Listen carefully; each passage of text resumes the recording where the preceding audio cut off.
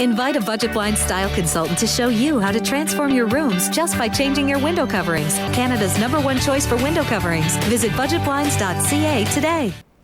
The City of Lloydminster is asking for your input in the latest survey about the effectiveness of speed tables in the Parkview estates. Information obtained will help determine whether they will become a permanent fixture in that neighborhood. 7 temporarily speed tables were set up around Holy Rosary High School to deter shortcutting traffic. The city says that 60% of vehicles using the route weren't residents of Parkview estates. Last month, a license plate survey determined that in some areas along the zone, traffic reduced significantly, while in others, volumes remain the same. I used to use it a lot. I don't so much anymore.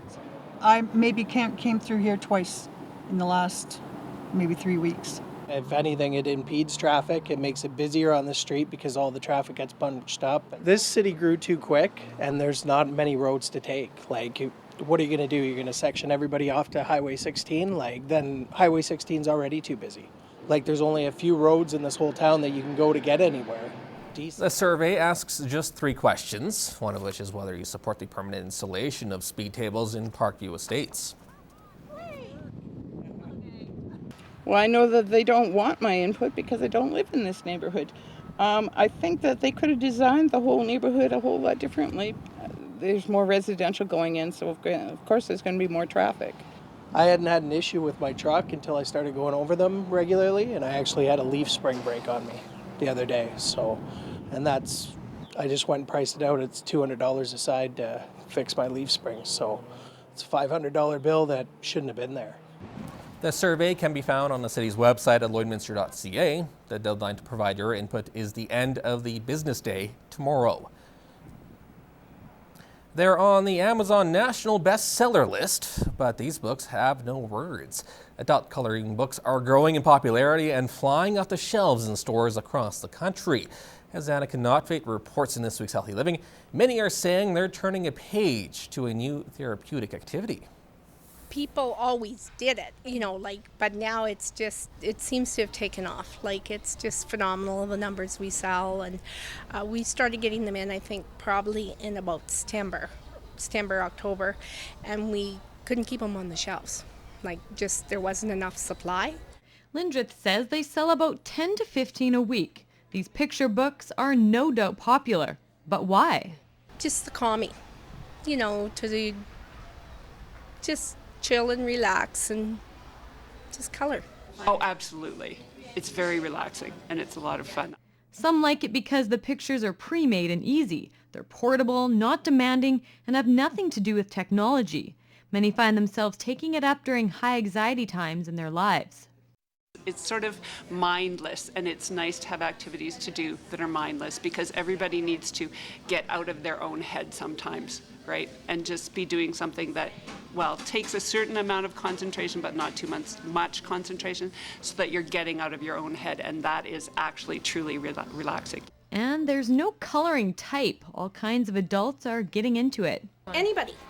Yeah, I had a young fella in today, wearing a ball cap and shorts, and he bought a tattoo coloring book. It's not a stereotypical thing where, it's just ladies, it's just guys, it can be anybody. I haven't heard about that, but it sounds really interesting. That's something I would do with my daughter. Whether you've tried it or not, coloring your way to calm is a fad that isn't slowing down. My friend says, you got to buy this. It's just the coolest thing. And they say it's to relieve stress, to kind of zone out. Yeah, it's very cool. Annika Notfate, Newcap News. Dry conditions on the prairies this year are prompting concerns over feeding cattle this winter. In this week's agriculture report, Gerard Lampow meets a couple area ranchers who are examining their options. My guess is you're going to see a lot of guys selling at least their older cattle and trying to keep probably the younger stuff. Lee Monteith is a fourth-generation producer operating just under 500 acres of land east of Mervyn. He has about 50 head of cattle as well as horses and an apiary. His wife Kathy is a veterinarian and a certified clinical pathologist. She looks at the drought of 2002 that came along with the BSE crisis.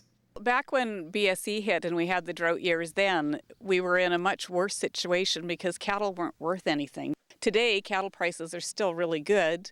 There are areas both in eastern Canada and down in the U.S. where they have lots of feed. So I'm thinking, rather than buy horrifically priced feed this year, guys will sell what they can or have to sell and keep, their breeding stock. With the dry conditions, forage land is a concern for many producers. The price of a bale of hay is already getting up to $200. The hay crop isn't there. I mean, I've cut what we had and it's not looking good, but we have our green feed and now we did have a rain a couple days ago, so that'll really help that. Producers are hoping for more rain but are also preparing for the worst case scenario. I don't see people going into debt too much, buying the expensive hay. A lot of the guys that have grain, maybe you'll be able to salvage some of their poor grain crops for feed for their cattle. The purebred guys are obviously going to be hit a little harder because they're not going to want to sell as much of their genetics. The Saskatchewan government is making 90,000 acres of conservation land available to cattle producers. Fees will apply. Oh, I think it's a good idea. I mean, like I said, there's guys out there that are desperate for pastures. So, I mean, if that grass is sitting there doing nothing, it's a good gesture. Gerard Lampow, Newcap News.